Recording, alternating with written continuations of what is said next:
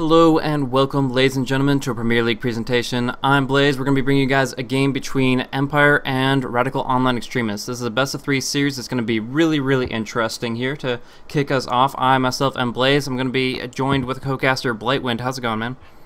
It's good. It's feels good to get back in the casting seat, especially with you. It's always a good time casting with you, and I'm looking forward to seeing Empire play. They're always an entertaining team to watch. Yeah, definitely. I mean, they've been considered some of the titans of Russia and Eastern Europe Dota in general. So they've had a little bit of a switch here and there. I mean, they did lose their primary offlaner Funnick, but bringing on Vigos now official as they've released the information for it just today. So that's pretty cool there. And he's sitting with the currently OP or OPA as his current tag, but he just swaps that around pretty frequently. But the interesting thing is how their roles have kind of been transitioned around. We actually see that Scandal has been mostly running on the off lane and solo safe lane more frequently, and that leaves Vigos open for that mid, which is it's pretty cool. I like to see him in that position there. Yeah, and it's always nice to see players that have that flexibility. I mean, because you don't want static positions for your players all the time. Like, it's nice to have a primary position that they're comfortable in and all that, but you see a lot of the successful teams, it's like we don't have just a mid player.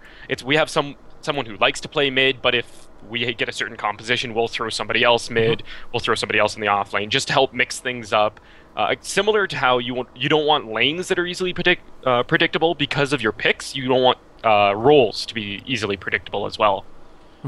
Yeah, most definitely. A lot of flexibility can go a long way, especially in these very high-level games here. So, Scandal, at least in his interview, they were talking about them going to be switching back and forth very frequently, and we'll see how that works out exactly. I do actually have a quick sound thing I'll be taken care of. But beyond that, it looks like they're going to be starting off with a Keeper Light pick, which should be pretty interesting to start things off. It definitely rounds out the lanes, helps them move in towards that mid to late game really quickly with Keeper Light to pretty much be the end-all be-all of support. He doesn't have great disables, but the damage, the breathing room that the carries get, as well as the Chakra Magic and things like the recall to keep the carry where he wants to be, is always going to be a breath of fresh air for going into the late game. But in turn, ROX picking up the Rubik Gyrocopter. How do you feel about that? I think they work well together. Gyro definitely can be an incredibly powerful carry once you get some good farm on him. That flat cannon is just ridiculous. Rubik is a little bit more of a defensive support. Like, you generally pick him up because Fade, he's got the telekinesis, which is fairly defensive, and the bolt is generally used to poke away and reduce the attack damage, just make things a little more difficult. So, I mean, I don't necessarily hate the picks. I definitely see what they're going for with them. But we can already see Empire's going for I would say a little bit more of an aggressive style. Queen of Pain generally is a fairly aggressive mid. Yeah, they love to give Vigos that Queen of Pain whenever they get the opportunity to. He picks it majority of games, I would actually say, and has had great success with it. But one thing that ROX is exploiting based on that is they don't have too much disable. They're going to pick up the Enigma. They already banned out a Puck with his long-range Dream Coil stun and Nyx with his Impale. Those two options taken out, as well as drafting for themselves the Rubik, allows them to freely pick up this Enigma without having to worry about it getting stolen or prematurely interrupted extremely easily. I mean, of course, there's way too many disable-oriented heroes on the board for ROX to take them all out, but nevertheless, just kind of pinning down what Team Empire has as far as their options go really helps them move forward, not only in the lanes, but also in towards the mid-game, their team fight. Yeah, for sure. I mean, at this point, you can see the bans. Carries are getting banned out, supports are getting banned out. Both of them need to round out their tri-lanes, and I guess ROX really needs to pick up an off-laner. Empire just needs that second support. Oh, right. I need to turn on myself on in Dota TV. Oh, yes, please do. Please do. So, yeah, obviously a 2-minute delay on that, so it'll get picked up in just a second here. But we do see that right now, starting off, the Phantom Lancer is getting banned out. A very common ban going up against Keeper Light. You don't want to run that, have to go up against that dual lane or tri-lane with the Keeper Light and the Lancer together. So, taking that out, I assume they're going to actually just be banning out carries left and right here. They have the Gyrocopter. They can easily run him as number 1. Now we see the Lifestealer ban to follow suit. And yeah, they're going to be taking out number 1 hero so that Team Empire doesn't have as many great options for their late game. Yeah, I mean, again, sort of like you had said, you can't ban out all of the stuns, you can't ban out all of the worthwhile carries either. You only have 3 bans in that second round, and I mean, teams have gotten flexible enough that there's always going to be something that you can pick up, but the Phantom Lancer, the Lifestealer, very, very popular lately, and they would work. The Lifestealer in particular would work really well with both Darkseer and the Queen of Pain. Yeah, most definitely. So now we're seeing, yeah, that Clockwork taken out. They're trying to making sure that ROX doesn't have a great offlane to work with that. But the interesting thing is Enigma can actually do fairly well in the offlane. Not necessarily against the Keeper of Light because the Eidolons can get bursted down hard by that Illuminate. But in general, just the potential of the lane presence that he provides is something that a lot of people don't actually give enough credit for him. If he gets going a little bit early on with the Soul Ring, he is going to be one of those more powerful laners. But in this position, it seems more likely for him to be in the jungle. Rubik, Gyrocopter in the solo safe lane, have the Enigma kind of run a 2.5 setup, and then just establish map control across the board with solo mid and solo, solo off lane pickup here. So ROX will have a very diversified lineup, and they will have relatively weak lanes until Enigma hits level 4 or so. But again, that I think that is something that they're willing to give up in order to acquire the best possible teamfight potential, especially if Rubik can get his hands on a cool ability like a Vacuum or a Sonic Wave. Yeah, for sure. I mean, like you had said, the Enigma, he's one of those junglers that gives your team a whole bunch of potential, but he does need to sit in that jungle for a little while, and we see a Bane pick up. I know Empire has been absolutely loving this Bane. And he's an extremely annoying support to deal with. I mean, between the sleep, the survivability he has through the Brain Sap, and Fiend's Grip is such a good ultimate. Mm-hmm. Yeah, really good lockdown, has 2 disables for the Enigma, single target as they may be, and I think that's going to be really, really powerful. Right now, Silent just loves that Bane. He's going to pick him up right off the bat. We do see that Vigos is running his signature Queen of Pain, and Godblack does play that Ezreal very, very frequently as well. So, last but not least, we're going to see Darkseer picked up by Scandal, and we'll just have to see if they want to go for something aggressive, or more likely just go for Darkseer in the offlane and go for that standard defensive try, because Keeper Light, Bane, and a good hard carry cannot be contested in the lane at all. The one issue that they're going up against now, though, is if Gyrocopter runs mid and Anti-Mage in the safe lane, they don't have...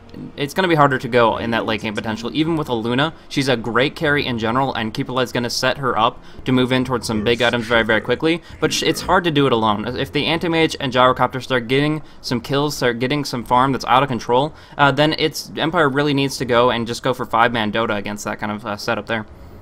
Yeah, this is one of those games we might see the Queen of Pain go for a bit more of a right-click oriented setup, maybe go for like a very fast Aghanim Scepter just to give you some team fight ability with that ultimate, and then go for something like a Monkey King Bar or a Mjolnir just to give you that right-click power. Because, like you had said, the Luna is a great carry, the Glaives definitely gives you a ton of ability to destroy in team fights with those right clicks, but against an anti-mage and the gyro, you're not going to be able to do it alone if they get their farm up. So you're going to need some other source of that right click damage. Mm-hmm. Yeah, so that's going to be a big factor there. We do see Business Perfect, the carry player, going down on bottom lane. He's going to be looking for a pretty standard build-up for what we see a Lifestealer pick up very commonly, the Stout Shield and the Quelling Blade. But we're actually going to see it picked up on the Anti-Mage here. There's kind of debates as far as what's the best type of items to get him going early, but without a doubt, Poor Man's Shield is part of those components. It just takes a little while to get there. He doesn't have that many stats to work with right now, but as I was saying, they don't really have to worry about contest too much down in the bottom lane here. Elixir might even just... No, he's going to head down bottom. Scandal is going to head that way for the moment. We'll see if he eventually does get delaned by the pressure of that Rubik telekinesis or not, but either way, they're actually... They're running the Rubik mid. That's something that was a little bit surprising to me. I should have actually caught that when Sharfik picked him up. But yeah, we do see Rubik on the mid lane. They're going to run a supportive Gyrocopter and Earthshaker. And one thing that I really like about these guys is they can roam pretty aggressively. They don't see an opportunity in the Darkseer, they'll hit the Queen of Pain in mid. There is the blink over the Fissure, but there is still a large window of time where they can dish out a lot of damage. Oh, for sure. And I mean, to kind of comment on the support Gyro, I do love it as well, just because Gyro has great early game damage with that Rocket Barrage. The homing missile is a decent stun. And, I mean, his mid game's a little bit iffy, especially when he's run as a support, because he doesn't get a whole bunch of farm. But towards the mid game, he'll just be able to very easily transition into that right-click damage. Like, you're not going to see him build like a standard support. He'll go for your, mantas and stuff like that. So it's a weird way to mix things up. And Rubik, mid, while we haven't seen it in a while, I'm a huge fan of it, just because you look, there's quite a few things that you would like to steal, but we do see a invis on the Bane, so they might be looking to go for something early here. Yeah, that could be really big. I mean, Nightmare is such a long duration, can get perfect setup for Vigos to just control the position where he wants to. Has to have the lane in the right spot so that Rubik's all the way down the river, but they actually transition in Godblack to go for an Illuminate here on top of all this. Shadow Strike to slow, and this might be first blood. A few more right clicks will do a lot here. Gets blocked by the creeps, and that's going to be it. And he's going to drop down with Godblack taking the first blood, and that sets him up at the very least for some early boots, if not a Flying Courier and other forms of very supportive map control.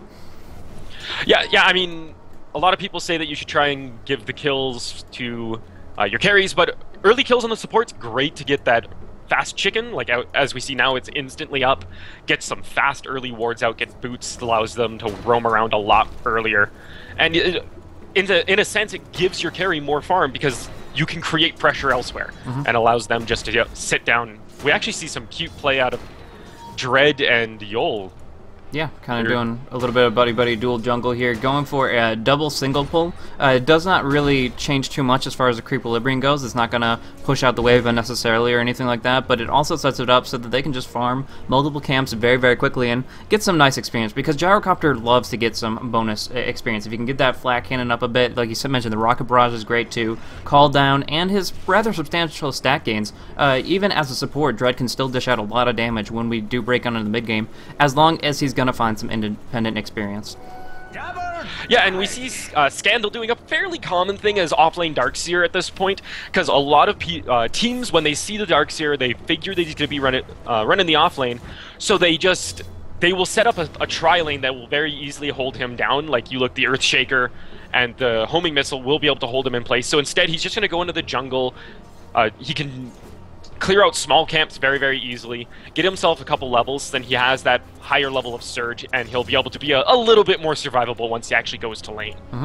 Smoke coming in from the top lane here, transitioning in towards the mid. They want to put some more pressure out onto this Rubik. They got the first blood, and they want to put a little bit more salt on the wound. The Smoke, however, does get spotted out, and with that, Bane can't close the distance for that Nightmare, at least not easily. Trying to catch Sharfik by surprise, but he's a little bit too far out of range, and now Silent going underneath the actual tower, taking a lot of right clicks here from the tower, and in the end, they're not going to be able to accomplish much with this cast. So yeah, transitioning a lot, using a lot of time, losing some HP and mana on the Bane, and in the end, coming up empty-handed.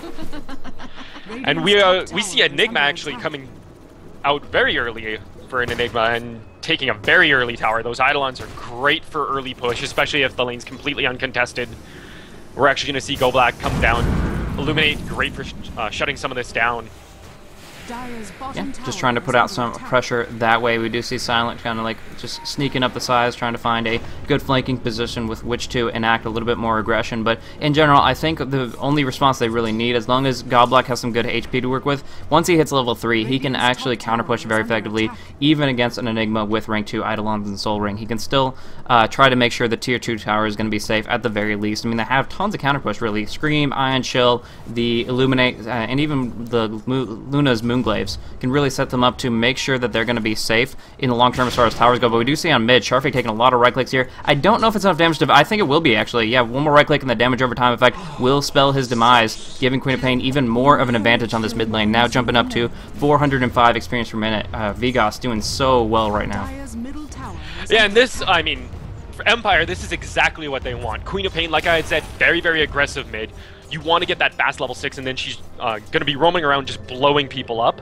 So to get an early advantage, 2 kills, well, a kill and assist very, very early on. Silent down bottom, that is going to be a lot of damage that he cannot get the Nightmare off. He just ran out of mana. Yeah, one more blink should do it right here. Good path block, last right click will finish the job, and yet Silent goes down to the grave. Just barely, almost had the Nightmare out, but the last rank 3 mana break auto attack was enough so that Business Perfect could stay on target there. And he's going to gradually regain all the lost HP through that Ring of Health, setting him up very, very nicely. So that's definitely swinging things back in rox.KIS's favor, despite being at a 1-2 disadvantage.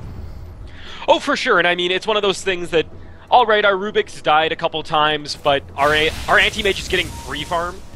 Our Enigma's doing fine in the offlane. Like, they're not in a terrible position. Although it looks like Vigos is going to dive in. Yeah, he just gets another one here. The bottle is not enough to save him, and although Yul gets a nice little Fisher off, and Vigos is out of mana, I don't think it's going to be enough for Hardeve to close the distance, even with a rank 2 Malediction. Sorry, Malefic. It's either Malefice or Malediction. It's Malefice, sorry. But, Always confused though too. Either way, Vigos is just going to be able to walk away from this, no problem at all. Again, that's 3 kills for him. One of them was just an assist, and that was solo. That was trio on the mid lane, but otherwise they've all been solo, giving him the highest level right now, level 7. And he not only has the potential to go for his Sonic Wave at next level, but the mana to support it as he moves in towards his tread, and has the Chakra Magic from Godblack to continue to keep him rolling. Now we do see Luna on the top lane, about to finish off this tower, no problem at all. And that's the power of this Luna with that raw right-click potential. Even without her Basilius or Aquila, she's just been able to get to level 7 solo, take down a tier 1 up on the top lane, and pretty much even the map control.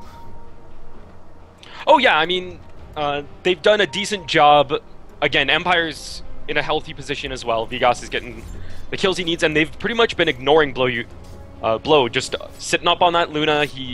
And you see his skill build, he completely ignored Glaives, doesn't want to try and push that wave. He's just wants to sit here, right-click, because they're not pressuring him at all, and the rest of his lanes are doing decent. Yeah. Vigos is just playing so aggressive right now. I mean, he might be getting a little bit cocky from all those Ruby kills, but it almost feels like it's warranted. I mean, he is in such a great position here. Enough mana for 2 screams. He can dish out a lot of damage, almost finding out the courier. I mean, it is nighttime, so that's almost impossible, but just trying to find a nice flanking position. However, kind of walking in behind enemy lines, finding out a low HP Gyrocopter, but he does have to worry about the follow-up here. There's no... there is the Malefice, but there is no... Fisher to come on through, so eventually Vigos will just be able to walk on out of it, but he was using so much double damage right click that only a couple more auto attacks and a single scream would have been enough to finish off Dread in his low HP state, so he is putting pressure out even though it seems like he's against all odds. Oh yeah, and I mean, how is Anti-Mage actually doing? That's the real question. Is he was doing really well at first. I mean, as far as GPM, you're looking at him being at 377. That's definitely in response to the fact that he did get that kill on the Bane. But sitting at only 42 CS, it means that Luna is still going to be able to get more out of this because she got the last hit on that tier 1 tower. Sitting at 460 gold per minute herself, she has her phase boots. She's so mobile. 385 movement speed and actually going up to 446 when you have those phases active. Yeah, she is an absolute race car at this point, and I mean, there is the potential. It's one of those games that you can't really automatically predict what's going to happen if they're going in on Sharfik again. Going to be able to finish him off, no problem at all. No deny, able to come on out, and that's just another kill. Just easily pop off a rank 2 Shadow Strike. It's enough that when he brings him so low with a single scream, a few more right clicks will pave the way for his death. Usually just at the base of his tower as he's able to limp away only to die to the damage over time effect, but it just keeps on happening, and I feel like it's just deja vu over and over and over and over again, because every single time he comes out to that lane, Sharfik is just getting destroyed by Vigos. Yeah, and honestly, this is one of those, I feel it's a little bit of a misplay to keep coming back here. At this point, Sharfik, he's got his level 6. He should probably just roam around because he's died 4 times mid. He cannot stand against Vigos at this point. There is absolutely no way. So he should just be roaming around trying to set up kills in the other lanes. Does manage to pick up Blink here, which again, it would help him. He could blink into a lane, telekinesis, help set up a kill for somebody. Yeah. So that could be very, very promising. That could add in a lot, but right now this just doesn't seem exactly what's going to work out for him. It'll be a while before he can actually farm up much more than what he's already currently sitting at. So rank 2 Blink, it'll be nice initiation, but although I really like his skill build, maxing the Null Field to reduce the Queen of Pain and company's damage, I do feel that unless he gets some raw HP to work with here, he isn't going to be willing to go on the front lines like that. Yeah, and I mean, we'll probably see Vigos just, once he sees that Sharfik's sitting mid here, he'll just look to become more and more aggressive. Actually, I think blinked the wrong way, meant to go forward, I'm going to assume, but hard to say. We see Blow already has drums up. He's got another about 750 gold saved up. Anti-Mage, I think, is getting fairly close to his Battle Fury. Yeah. So both carries farming well. Yeah, definitely, most definitely. And we do see, yeah, Blow is doing probably a little bit better, and that's a big deal because of his impact longer in the game. I'm actually going in on Sharfik. It looks like they might be going for another piece of the action. Rank 2 Blink will get him out for the moment, and it looks like they're going to just call off the chase. They don't want to extend too far because right now a couple of supports are off the map, specifically Yul, just picking up that support. Illusion Rune, but he could easily TP to a tier 2 and try to come to the aid of his ally. So the first black hole hasn't come out, those kind of things they have to keep in mind and try to avoid as best as possible here. We do see actually Luna doing some damage into Enigma, but without the with the Eidolon still up, he doesn't want to go in for that Eclipse. Either way, right now I definitely think that Luna has the nice advantage moving into a Helm of the Dominator. He'll start stacking up on the creeps very, very quickly, and the Gyrocopter isn't going to be in a state to be able to snipe those from him for a very long time, meaning that's dedicated, free, extra gold that the Luna will be able to acquire and generally be able to go toe-to-toe with this Anti-Mage, but he is moving towards a fast Battle Fury. You do have to give him that. Biz is perfect, going to be able to pick that up in only 500 gold, and from there, if he can find the farming opportunities, he'll be in a pretty good spot himself. The Eclipse going off from Luna, picking off Yol immediately, and then walking away from this position. 1 versus 3 is not where he wants to be, and yeah, the Malefice isn't going to come out fast enough, so neither does the Telekinesis, presumably, or... It looks like the Telekinesis actually went on cooldown there, that he got the Tele, but it didn't take effect until the TP had already expired.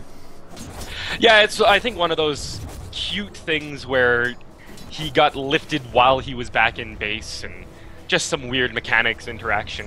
Mm-hmm. Very, very interesting.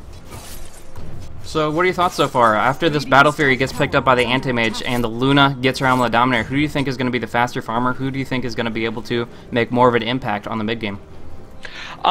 I sort of think the Luna, just because Helm of the Dominator is something that allows you to accelerate your farm by stacking without actually having to be there. So he could continue to 5-man with his team. It contributes to the fights, gives him a little bit of survivability, and he can stay in these fights and pressure towers whilst constantly stacking up the Ancients and kind of create that little cluster of gold. Whereas Anti-Mage, once he picks up his Battle Fury, there's going to be like 15 minutes where he's not going to be able to be with anybody. Mm-hmm. Yeah. One thing I do have to say in favor of Radical Online Extremists, though, is that they have been doing such a great job stacking in their jungle. They've been making this one hard camp in the middle up to, I believe, quadruple stacking it. And as soon as that Battle Fury comes out, which it pretty much is at any point in time, that means Viz is going to be able to dish out a ton of damage, get a lot of unexpected farm really, really quickly. Do see on mid that they committed the black hole. Wow, that is big. Hardiv and Sharfik went in as aggressively as they could onto Vigos, and he still didn't die. Popped off a haste rune and was able to walk away despite the black hole being committed. Down on bottom, Anti-Mage taking a lot of damage here. One more right click will do it, and Bane is going to be able to get that pick off. Looking to finish off Earthshaker. They don't have mana for Vacuum, though, and he's going to get on out of there. Oh, Sonic Wave a little bit whiffed there as Vigos caught inside the trees, and we'll have to wait a little bit before he's able to blink on out. Yeah, and I mean, that was a little bit of a mistake. One of the things that makes Bane so popular as a support is that Brain Sap. You try and dive in on him, you think you can get a kill, and that pure damage nuke that heals him for so much. Like a 230 sudden heal, if you're under tower, makes a huge difference. Mm-hmm.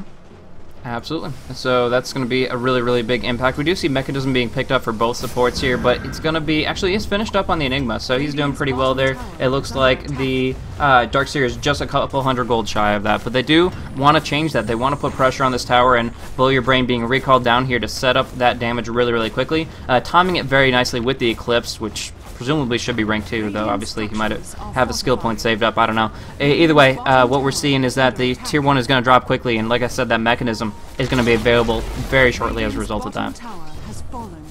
Yep, and that's another thing that makes Coddle so popular, is that ability to recall. You can have your carry farming in a lane, constantly accelerating his items, and then anytime you want to fight, you just call them over. And Fiend's Grip popped off on Yol. They're going for this dungeon engagement, the jungle engagement now. We do see the Quick Void and Blink away to try to disengage from this, but Hardiv coming on in, doesn't have Black Hole yet, and Yol is going to get picked off by this Eclipse. Quick damage, and with the Lucent Beam, Hardiv is also going to drop. Just a really, really good flank, and actually a double kill, a dominating spree for the Queen of Pain as well, making sure the Anti-Mage and Gyrocopter pay for their low HP. Very, very greedy in their farming.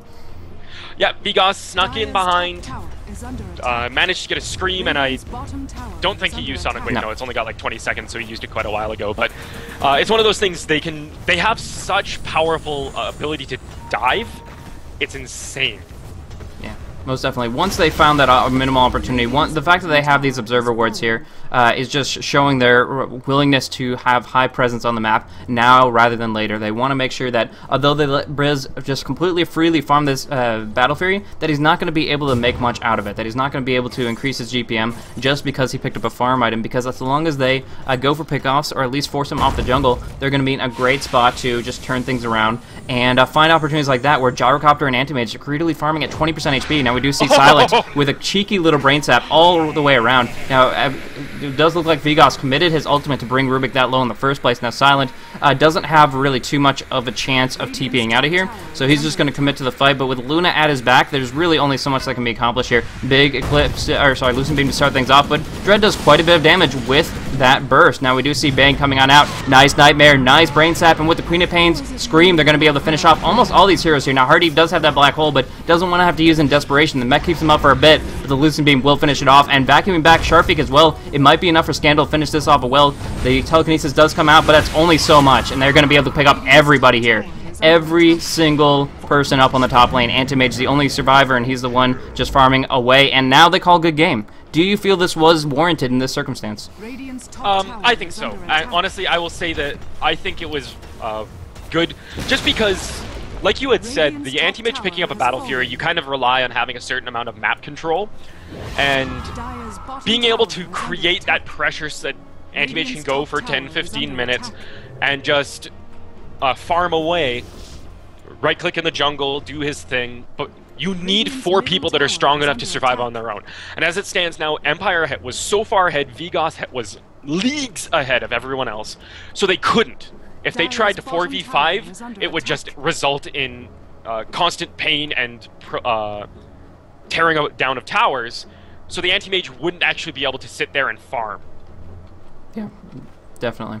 So that's quite a limiting factor, and that's obviously what kind of turned out there. He got one nice little kill, but he's sitting on Boots, Stout Shield, and Battle Fury. He's honestly sitting at 758. Now, he was trying to do a cheeky little, goofy little thing with the way replays work and how they kind of finish it, is if all 5 players of one team disconnect on out, and he just reconnected back on in to try to give that technical win to his team, I suppose, but it's just kind of them playing around a little bit before we move on to the next game. Hopefully, that will end abruptly so that we can go on to the score screen and go on into game 2. But either way, good game to Empire. The way they played this was very, very nice. Again, they didn't have too much control of the bottom lane, but what they lost in that, they made up astoundingly in mid and top lane. The fact that Vigos had complete control of the Rubik himself sitting down at 0-6-0. That's just, oh, so painful to see. And with Queen of Pain picking up so many big stats, the Null Tally, Treads, Ogre Club, so on and so forth, they're able to get a lot out of a lot of aggression, a lot of potential. You're talking about how much they could dive. When you have 1100 HP at only like 15 minutes, you can do just that. Oh yeah, and like I said, I personally think that after the 2nd or 3rd death, Sharpik should have never gone back to mid lane. I mean, if you see Vigos standing in mid lane, you should not be standing there. He should have been roaming around trying to set up kills. Just because, especially on an aggressive hero like Queen of Pain, if you're behind, people are just he's gonna constantly dive you and blow you up. Like, there's nothing you can do to stop it. Yeah. Oh, getting fogged out. Man, they're just playing around with me right now. They're kind of trolling around a little bit with the they're doing black holes and stuff like that to goof a bit, but in the end, Business Perfect does take a fall. But yeah, no, this game, I mean, obviously long over here. I like the movement from the Bane in general. Like, every single time he went for a gank, there was something happening on top of that. He had communication with Goblak to come on down with the Keeper of Light to get that first blood. He had the transition in and the backup when they swooped on into the jungle, where they had a good amount of vision in the first place. So I feel that the supports were very, very deliberate in how they wanted to proceed with the match, and went in the right direction, the right place, the right time, and went as a group, went well coordinated, and profited from pretty much every single exchange. Oh yeah, for sure. And like you had said, the communication was obviously there. I mean, they would use Nightmare to easily set up Luminates, and from there it was a simple matter of a Shadow Strike to slow them, and they could just constantly dive in, and they were constantly wrapping around people, and just tons and tons of smart movement. doesn't look like there is actually a issue with disconnecting out of the game, which I think is why they might be playing around here. There's that common bug with Steam that spectators and players sometimes get stuck on in it. So I guess they're should be ending it momentarily, but it would be ending a lot sooner, of course, if they were actually jumping on out. Either way, so what do you think they could have done differently? What do you think rox.KIS needed to do to actually be in a completely different state of mind 15 minutes into the game? Again, like I've said a couple times, I think Sharpik should have been roaming around instead of constantly sitting mid where he was just going to get dived by Vigos. And I think they should have tried pressuring a little bit more with the Gyro and Earthshaker. It seemed like a lot of the time, if they did throw out their stuns, it was very defensive in nature. I think they should have tried roaming up, taking out the Luna. I mean, the homing missile and Fissure gives you a very, very easy chain stun, because you just start the homing missile and then you can drop the Fissure to allow the homing missile to catch up. And I think it would have been given them the opportunity to tear down at least a couple of those solo heroes